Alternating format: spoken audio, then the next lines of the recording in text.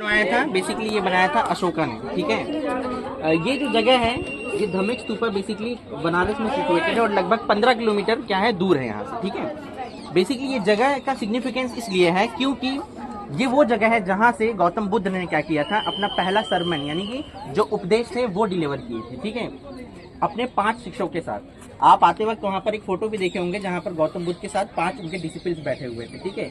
और वही 5 डिसिपल्स ने क्या किया, जो बुद्धिज्म है वो ऑल ओवर क्या किया था, स्प्रेड किया था, ठीक है। एक वर्ड आता है धम्मचक्र पावत्तन सुत्तर, ठीक है।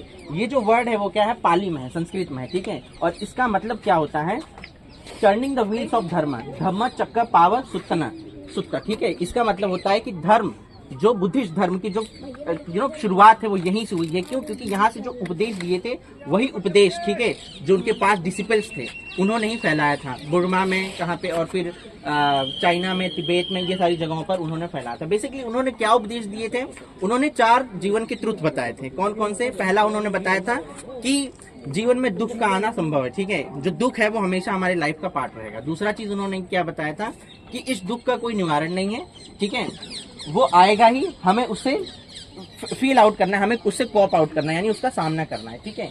सेकेंड चीज उन्होंने कहा था, इस दुख के पीछे की क्रेविंग्स को समझो, कि आप लोग अगर डिसअपॉइंटेड हैं या फिर आप लोग अगर खुश नहीं है किसी चीज से, तो आप उस चीज को आइडेंटिफाई करने की कोशिश करो कि क्यों नहीं खुश है। और उन्होंने जो लास्ट उपदेश दिया था वो ये दिया था कि हमें एक पाथ फॉलो करना है मेडिटेशन का, जिसके जरिए हम इन सारी चीजों को क्या कर सकें, इससे आउट हो सकें। बेसिकली बुद्धिस्ट कल्चर में 4 ऐसे मेजर साइट्स हैं। अभी जो हम लोग जहाँ पर खड़े हैं ये सारनाथ हैं, ऐसे ही 3 और जगहें हैं।